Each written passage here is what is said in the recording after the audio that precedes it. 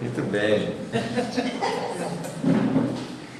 Capítulo 7, a luta contra o mal, é do livro Boa Nova, psicografado por Francisco Cândido Xavier, do espírito de Humberto de Campos. A luta contra o mal. De todas as ocorrências da tarefa apostólica, os encontros do Mestre com os endemoniados constituíam os fatos que mais impressionavam os discípulos. Para a gente ver as condições evolutivas que os discípulos se encontravam. Eles não tinham, por exemplo, uma visão clara do que eram esses espíritos desencarnados que chamavam de demônios.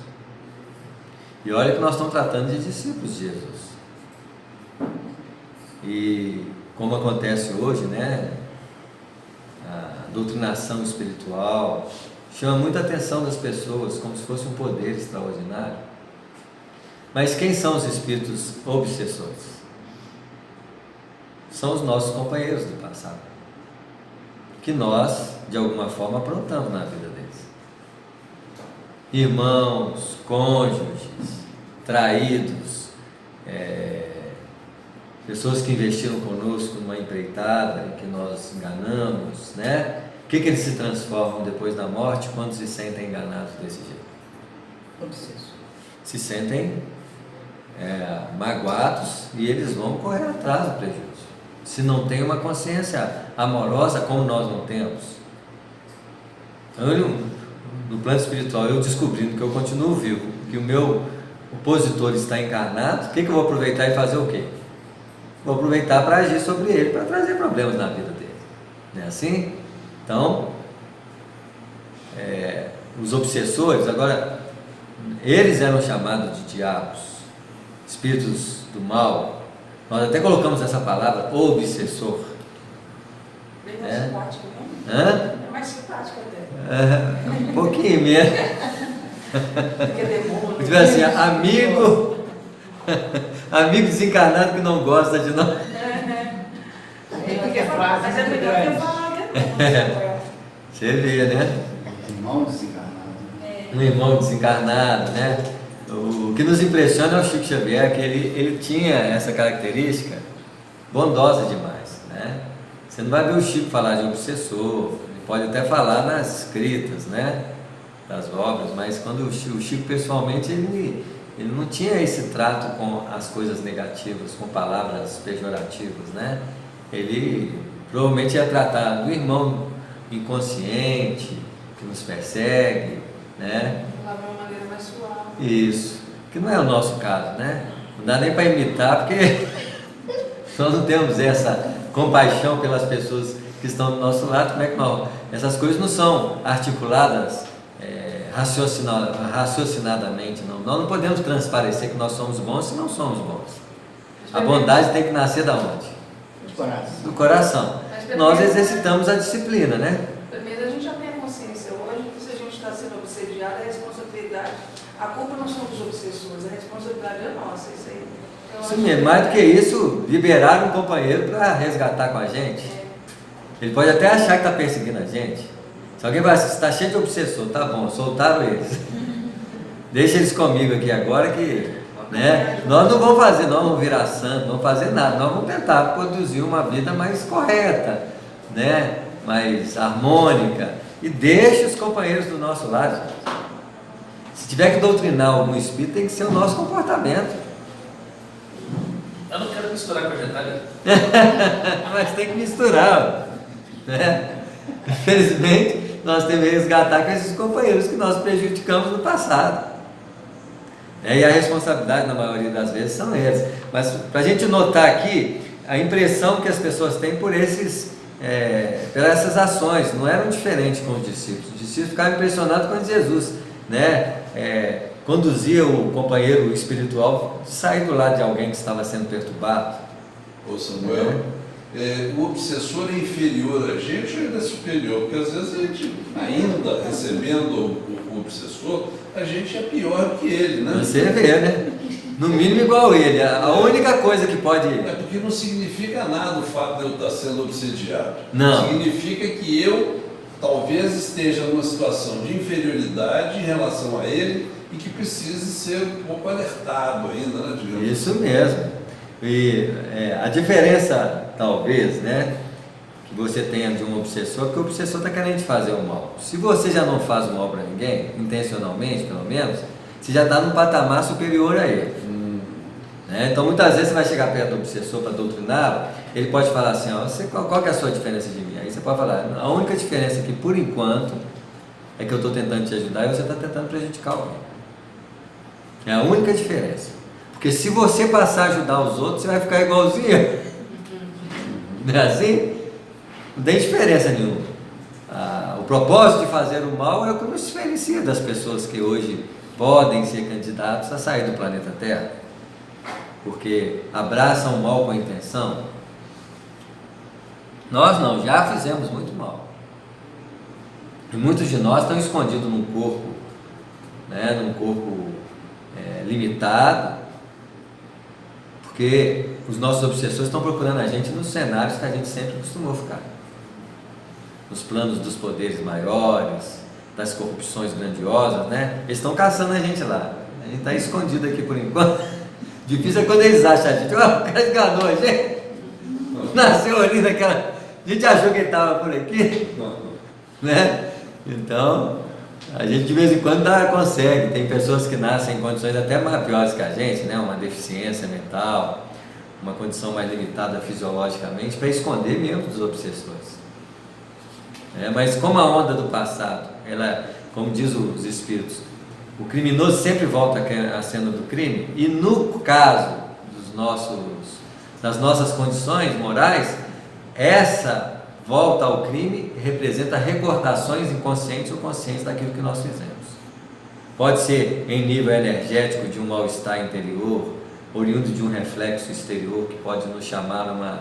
Imagina que eu fui um cara que assassinei muitas pessoas e só de passar um carro vermelho fazendo um barulho pode me destacar aquele padrão do passado, e eu emitir inconscientemente uma onda de perturbação interior relacionado com aquele crime, que os espíritos imediatamente já falam assim, isso aqui é dele, deixa eu perseguir isso aqui. É como se fosse uma antena parabólica, né?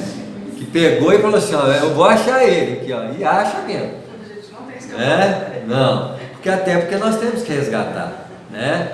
É interessante, nós vamos estudar uma obra de André Luiz, que o André Luiz entrou numa casa, ele vê um senhor sentado lá na casa, né, o avô da família lá desencarnado, e ele resolve falar assim, o que você está fazendo aqui, né? E o cara fala, não sei, eu sou avô dele, desencarnei, estou aqui sentado aqui, e ninguém está no lugar à toa, né? Aí você, então pode ficar tranquilo que o Clarence tinha saído, ele falou assim, quando o Clarence voltar, nós vamos te ajudar, né? E o Clarence voltou, na hora que eles iam embora para o André, ele falou assim, Clarence, eu prometi que nós ia ajudar ele. Aí o Clarence falou assim, você prometeu, agora nós temos que cumprir. Você não sabe por que ele está aqui. Então, dali daquele momento, eles fizeram uma regressão de memória no passado dele. Gente, o negócio era uma confusão. Porque muitas vezes, para ajudar verdadeiramente, a gente tem que levantar a poeira. Né? Aquela família provavelmente passou um mês aí bem apertado a nível de sono e sonho, com perturbações, com insônia, né? Porque eles todos saíam do corpo e se encontravam com as personalidades do passado, tentando redimir o passado, mas era uma briga feia, né? Então, muitas vezes muitas pessoas querem fazer regressão de memória, é muito perigoso, porque realmente discípulo só teve 12. Jesus só foi um, o resto tudo foi a porcaria da terra. Então, eu perguntasse a alguém que foi alguns dos discípulos, acho que quase ninguém vai ter coragem de levantar a mão. Mas será que nesse mundo todo não tem ninguém mais parecido assim? Não digo 100%. Mas, parecido com todo mundo tem. Né? Parecido um Chico Xavier. É um Chico só. Só um Chico? Daqui para frente vai aparecer mais, né? Com as mudanças que o mundo de regeneração vai proporcionar, Chico vai ser pouco. Mas na transição em que nós vivemos, ainda há uma predominância muito perturbadora. Né? Por isso nós estamos vivendo esses momentos esse caótico aí, porque quem está encarnado veio do umbral, inclusive nós. Né? Será? Certo? O máximo que aconteceu é que nós saímos do umbral e fomos recolhidos no plano espiritual Será? e eles nos organizaram para reencarnar. Só isso que aconteceu de diferente, mas que nós viemos do umbral, temos. Santista. Muita gente fala assim, eu tenho medo do umbral. Não precisa ter medo não, porque nós já conhecemos o umbral muito. A gente vive no É assim? Então não precisa ter medo não, que se voltar para o umbral, fala assim, ó, Conheço tudo. voltei. Aqui é lugar. Seria diferente ir direto para o plano espiritual superior. Se chegar lá no hospital, ele está de bom ganho, né? Opa! Estou saindo do prêmio. Mas nós vamos passar por lá. Mas todos os lugares a presença de Deus é patente, né? Mas outro dia você falou assim, Ah, essas orações que a gente fala assim, né? Dificilmente chega lá. dificilmente. Mas então por que a gente faz essas orações? Para os espíritos terra-terra que estão do nosso lado, eles já são a solução das orações imediatas. Eles podem levar. Não, eles vão tentar resolver. Porque a oração chega onde pode resolver a questão. Se está chegando aqui é porque só eles que podem resolver. E muitos deles ficam até perturbados com a gente, porque eles não conseguem resolver.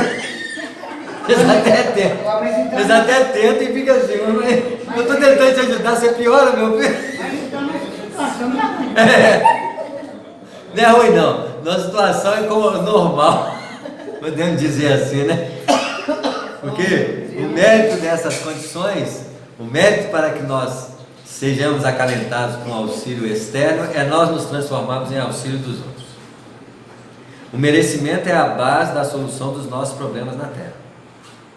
Se eu estou paralisado na posição daquele que só recebe, pouco eu tenho condições de receber. Porque como que eu vou receber se eu não consigo nem mesmo circular as forças que a vida me pede? Mas toda pessoa que sai de manhã em prol do bem, né, em busca de fazer alguma coisa em benefício da vida, ele se transforma num instrumento hábil desse bem operativo. O que faz ele abrir-se para receber o bem daqueles que estão do nosso lado. Porque se nós ajudamos alguém em sofrimento, ele tem um anjo na guarda. E muitas vezes ele fala assim, esse cara ajudou meu tutelado. Ele pode passar por grandes problemas aí, mas quando ele estiver lá, eu quero ser o primeiro a estar do lado dele. Uma questão simples de como é que fala? Quando você faz o bem, você acaba criando uma predisposição de amparo do outro, de sintonia com o outro, né? Por isso que o bem é o melhor veículo de fazer o plantio dos problemas da nossa vida. Tem até uma frase que eu não me lembro do autor. Simpatia, que chama. Que fala assim, que as mãos as Mãos que operosas. fazem, né? Valem mais do que as bocas que oram. Você vê, então a oração, a própria expressão oração, ela termina com a palavra ação. É muito mais fácil fazer uma prece do que uma oração. Isso. Então, a gente tem que começar a entender que uma pessoa em movimento do bem, ela está em oração contínua. Muitas vezes a gente fala assim, a doutrina espírita fala assim, para você elevar os seus padrões mentais, você precisa ter, o primeiro patamar que nós temos é o da prece. Você foge do padrão comum da mente e eleva em padrões mais elevados do que o comum. Mas ninguém vive de prece. E como a prece ela tem que ser sentida, a maioria das nossas preces não são sentidas, são articuladas de viva voz. Não é assim? Nós não temos aquela condição de entrar para dentro, como Jesus disse, né? Quando orardes, entre no vosso quarto. Quer dizer, entra na nossa intimidade. Para que a gente possa ter contato com a natureza mais profunda do nosso ser. Quando isso se expressa de forma natural, eu consigo fazer um diapasão vibratório mental superior ao comum. O segundo aspecto que vai denotar uma manutenção melhor no bem é o estudo que nós dedicamos no aprimoramento do nosso conhecimento. Então, quando eu estou estudando, é difícil eu fugir a um padrão superficial, principalmente nas linhas da espiritualidade. Então, é como se eu mantesse um pensamento focado no bem quando eu estou estudando uma obra espírita, não é assim? Então, o segundo padrão de manutenção do bem que a doutrina espírita nos oferece. E o terceiro é a obra do bem, que é a caridade. Quando eu estou fazendo caridade, é um pouco mais difícil de eu fazer o mal para os outros. Mesmo assim, tem hora que a gente faz. Porque nós estamos na dedicação ao bem. Então, sobre esses três aspectos, é o patamar do que a doutrina espírita tem dado para nós, numa manutenção de um campo vibratório da mente, num padrão mais lógico. Uma pessoa que trabalha com eficiência profissionalmente e que faz daquilo benefício das criaturas, ela está em oração, né? Uma amiga minha falou assim: Samuel, eu não tenho tempo de fazer caridade, eu trabalho em 2 empregos. Ela faz exames clínicos, né? Eu falei assim: então, como é que você faz os seus exames? Que ali já é caridade. Você pode fazer com muita perturbação ou fazer com uma intensidade muito amorosa, porque a nossa manifestação do bem, ela não tem que ser credenciada na perspectiva religiosa. Nós temos que transformar nosso comportamento numa religiosidade contínua, porque o templo não é um templo externo que nos vai nos acolher. Não existe templo externo mais formoso do que o planeta Terra. É um templo vivo. O Criador não precisa de estruturas superficiais para gerar adoração às criaturas. Por mais seja divino as construções humanas que nós chamamos de templos, é apenas argamassa, ferros, pode ser até revestido de ouro, né? Quantas pessoas sentiram muito com a destruição lá da catedral, mas não tem sensibilidade para ver uma criança sentindo dor. Não é assim? Vai cair pedra sobre pedra que não seja derribada. Eu tenho que começar a compreender que eu estou localizado pela vontade do Criador, não é assim? No local exato em que eu tenho que operar o bem. Não importa. Nós estudamos na doutrina espírita, como já disse aqui e repito muitas vezes, isso aqui é uma sala de aula adiantada no tempo. Isso aqui, quem vai estudar amanhã vai ser as universidades, porque é matéria viva de estudo universitário. Quem vai cuidar, já falei, no dia que a medicina fala assim, desobsessão, quem faz agora é a medicina, não brigue com eles. Tá claro? O espírita perdeu o emprego, né? Mas deixa eles assumir o papel, que são atitudes extremamente materiais. A psiquiatria tem que assumir a desobsessão, porque isso está ligado às síndromes de ordem perturbadoras do campo da mente, do cérebro, não é assim? Só que eles ainda não levam em consideração que um companheiro em processo obsessivo, ele está sofrendo assédios mentais dos perseguidores do passado. Mas eu acho que ainda eles talvez não abordem a questão moral, né, professor? Mas só de fazer isso já está ótimo. Porque eles vão levar muito essa questão material, científica, mas a gente sabe que é necessário. Mas o médico ali vai ter moral. Quando chegar nesse nível aí, a própria implementação da realidade da imortalidade da alma cria nele uma concepção de vida moralizante, já que eu tenho que pensar nesse sentido em desprendimento, diminuição do egoísmo nos relacionamentos, porque a própria imortalidade da alma, ela desdobra valores que até então o ato em si de estudar a doutrina espírita, se nós tivéssemos uma sensibilidade muito aflorada, nós, pelo ato de conceber que a morte não existe, já deveríamos mudar um tantão de conceitos na nossa vida. Por exemplo, eu sei que nós sofremos pelas deformações corporais do envelhecimento, né? Mas com a imortalidade da alma, essas sensações têm que diminuir demasiadamente. O sofrimento tem que ser visto no seu padrão singular de expressão existencial, não é assim? Os valores que passam nas nossas mãos, eles representam o atributo de responsabilidade. Pelos simples atos de conceber que a imortalidade da alma existe. Nós não temos essa acuidade. Nós desenvolvemos ela através dos conceitos que os próprios espíritos estabeleceram para nós. Mas quando você fala que não existe a morte, muda-se muitos conceitos na nossa forma, deveria mudar muitos conceitos na nossa forma de viver. Muda-se o paradigma de existência. E as pessoas não têm outra alternativa a não ser caminhar para a virtude. indiferente que se está norteado ou não pelo pensamento religioso, né? A gente sabe, né, das dificuldades que existem, dos problemas que existem, e a gente sabe que existe uma causa para tudo isso, mas que existe a imortalidade da alma e que existe, como diz, uma nova chance, uma nova chance. Isso aí, o processo reencarnatório está tão de coisas que, aos poucos, isso vai ser instaurado naturalmente, né? Mas assim, a gente não pode deixar também, mesmo sabendo disso, de estar auxiliando as pessoas que estão nessa dificuldade, né? Isso mesmo, porque na altura do campeonato, ainda a Terra, em se tratando de espiritualidade, tem muita deficiência. Basta ver que a religiosidade das pessoas são muito superficiais. Nós adoramos as expressões externas de adoração. Vestimentas, articulações de imagens. Assim, os mesmos problemas que Moisés encontrava naquele povo rústico, que ele trouxe os 10 mandamentos, e que quando ele chegou, o pessoal já tinha feito até um deus do bezerro. Não é assim?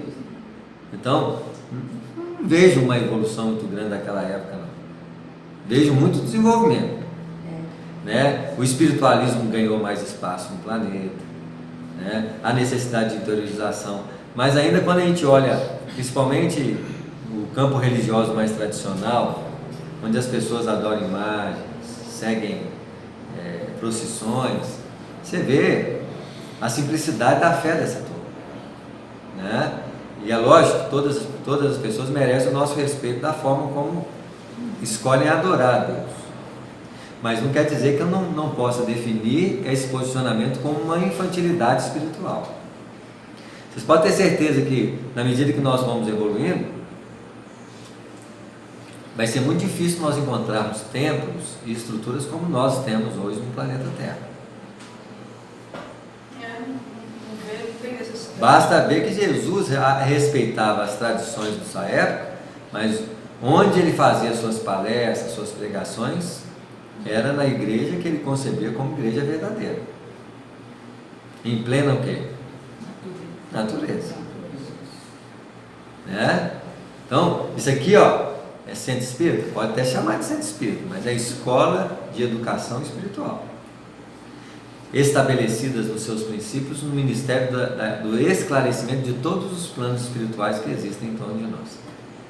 Porque nós ainda temos o Ministério da Educação no planeta Terra, mas muito distante de uma educação espiritualizada. Mas um dia, da mesma forma que a medicina vai assumir esse aspecto, o Ministério da Educação vai se adequar ao Ministério do Esclarecimento. Futuramente não vai ter centro espírita e não vai ter nada. Não, porque são estruturas... Isso aqui é uma sala de aula, não é assim? Então quer dizer que nós vamos... O centro espírita vai ser... O comportamento religioso, ele não tem paredes. Ele precisa de vivência. Sem fronteiras. Então, lógico, nós não vamos sentar ali na praça para conversar disso que nós estamos conversando aqui. Podemos até fazer isso, desde que nós não criemos uma demagogia de querer mostrar para os outros alguma coisa, né? Como uma doutrinação coletiva, né?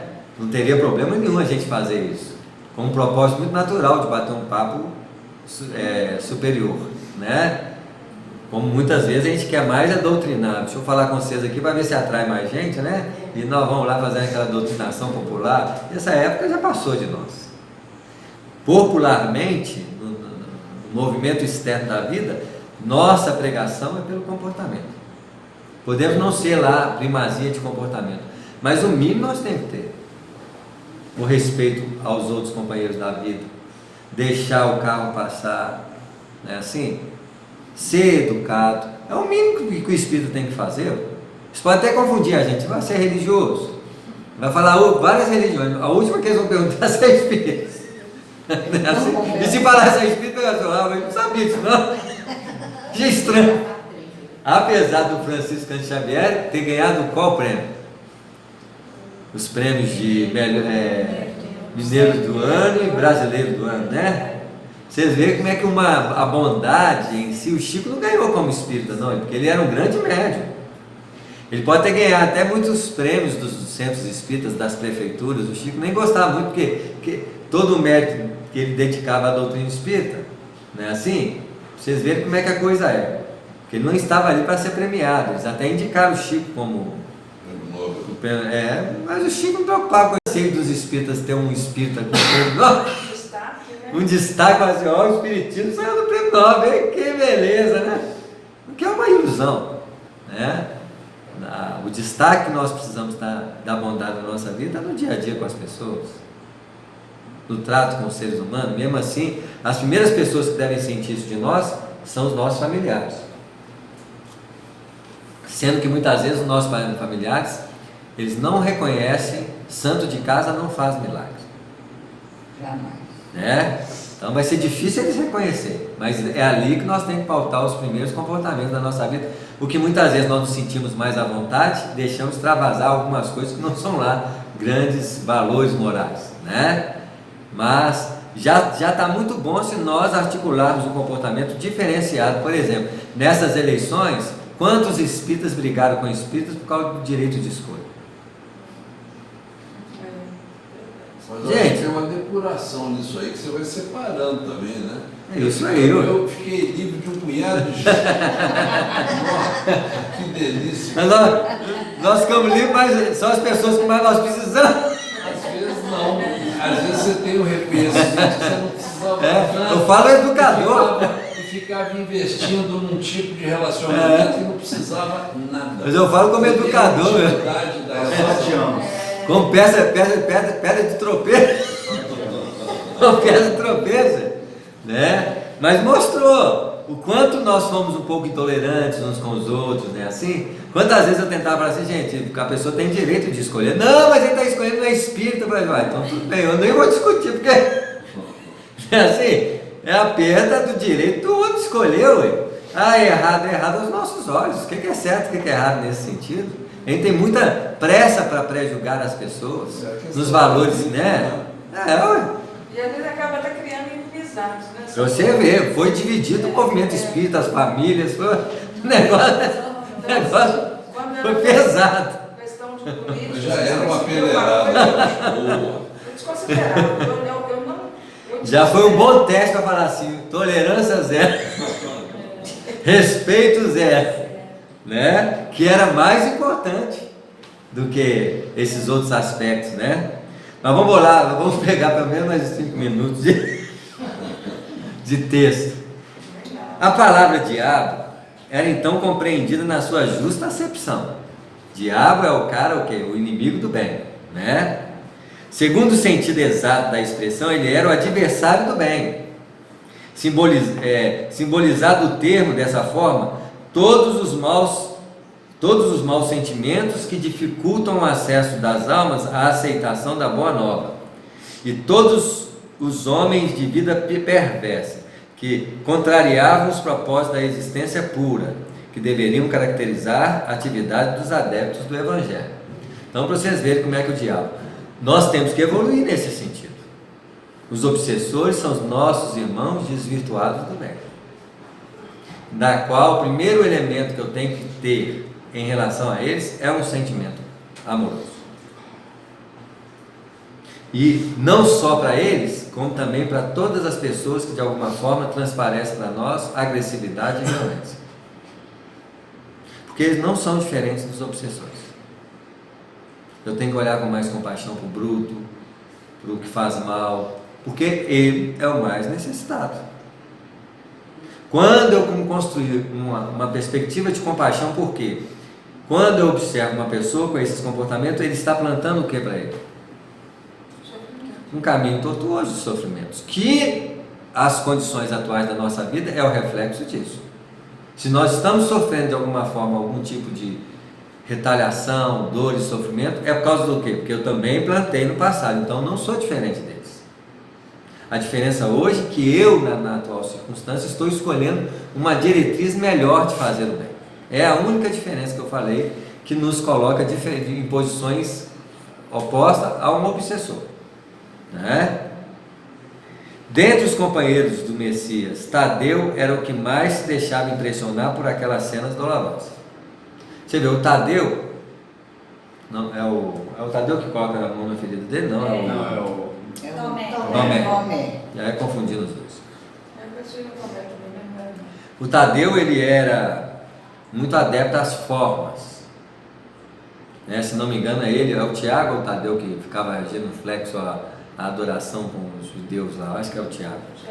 É o Tiago, né? É o Tadeu, então é outro detalhe diferenciado para nossas vidas aqui, ó. Porque todo discípulo de Jesus tem uma característica que nos enfatiza. Isso mesmo. Então, o Tadeu, se ele é preso a esses fenômenos impressionantes, toda a impressão impressionante que nós temos diante daquilo que nós chamamos de miraculoso, extraordinário, representa a personalização de Tadeu dentro de nós. Então, quando a gente estuda o Evangelho, nós estamos estudando os traços característicos do nosso ser, porque nós temos no cerne do nosso ser o Cristo, como o espírito da nossa natureza mais profunda. E temos os traços dos 12 discípulos, caracterizando e evidenciando muito mais as perspectivas de distorção do comportamento e, ao mesmo tempo, daquilo que ele fez em prol do Evangelho. Está claro? Então, esse jogo, ou a dualidade que nós trazemos no bem e nas perturbações, que evidenciava cada um dos discípulos naquilo que nós fazemos no cotidiano da nossa vida. Tipo um arquétipo, né? Um arquétipo psicológico. Por quê? Por exemplo, nós somos o Pedro na caracterização do homem velho, que se identifica com as perturbações e que, nos momentos mais cruciais do nosso chamado de testemunho pessoal, o que nós fazemos? Negamos ele. Negamos mesmo. É assim? Toda vez que nós negamos, você pode ver, você virou Pedro. Fala mais na prática isso. Então, muitas vezes eu posso, no momento que eu estou extravasando o meu comportamento, eu tenho uma atitude muito agressiva com alguém que estava agredindo alguém, por exemplo. Tem que matar um cara desse. Você acha da mesma... Isso, então eu estou negando Jesus. Tá claro? Entendi. Nesse momento eu estou negando. Ok? Ou quando os meus interesses ultrapassam a medida das minhas ações espirituais, quando, por exemplo, eu quero sobrepor minha personalidade, ganhando prestígio com a palestra que eu faço, eu sou o Judas, que vende Jesus pelas moedas do ego idolatrado. Não é assim? Então, a gente não percebe os detalhes. Mas a gente só traz o lado negativo dos discípulos. Por isso que eu estou falando, tem que pegar o positivo também. Fala aí o positivo. Positivo é o reconhecimento que nós negamos Jesus, começando tudo de novo, transformando aquela experiência em pedra angular do desenvolvimento espiritual. Não é assim? Você viu. Vou ficar feliz. Mas, felizmente, quando nós estudamos o Evangelho, nós tecemos muitas vezes características para os discípulos que são falsas. Porque antes, no passado, nós achávamos que discípulos de Jesus era tudo espírito elevado. É verdade. Não é assim? Depois que você lê Paulo Estevam, você muda tudo. Aí você olha para o centro espírita, é tudo igual. Isso quer dizer, se você olhar o corpo doutrinário de Jesus, qual que é a diferença da luta que as pessoas têm dentro de um centro espírita, com as duas lutas de orgulho, vaidade, prepotência, egolatria? É as mesmas. Isso quer dizer que hoje, na atual circunstância da nossa vida, nós estamos no mesmo patamar evolutivo que os discípulos estavam naquela época. Mas nós estamos muito atrasados. Então eles estavam na época também. Mas mesmo assim eles foram discípulos. Mesmo assim, não é assim? Mesmo assim, com os joelhos conjurados, não é assim? Torturados. Nós continuamos caminhando bem. Só não podemos ter ideia de que nós somos espírito superior. Não é assim? Mas só de chegar lá no plano espiritual e ser acolhido pelo bem e rapidinho eles entregarem uma carteirinha de trabalho para nós, já está bom, muito bom. Você já chegou empregado. E nós não vamos esperar desencarnar para fazer curso de passe, curso de oratória, não é assim? O que acontece? A espiritualidade estendeu os trabalhos que eles faziam lá para a Terra. O André Luiz ajustou-se lá porque ele não tinha esse processo aqui. Ele não estava vinculado a nenhum processo desse. Nós não temos desculpa não, gente. Você desencarnou, já sabe dar passo, no mínimo você pode falar assim, olha, eu não sei se eu sirvo não, mas eu estou aqui, eu posso dar passo. Se quiser que eu dou passo, eu estou aqui. É o que nós tínhamos que fazer. Né? Olha, eu não sei falar muito bem não, mas se não tiver ninguém para falar aí, eu falo alguma coisa. Ué. Então, Então- assim, eu acho que, por exemplo, espiritualmente falando, nós somos atletas de André Luiz, né? Nós somos, Enquanto em condições de encarnados, sim. Enquanto encarnado. Temos muitas perspectivas de preparo que ele não teve, né? E a diferença é que nós estamos no mesmo patamar do André Luiz, porque nós somos aqueles que recebemos a verdade como ele recebeu depois que ele desencarnou. Que coisa diferente nós fizemos do André Luiz até agora, quando nós entramos no processo de aprendizado na doutrina espírita? Não é nada.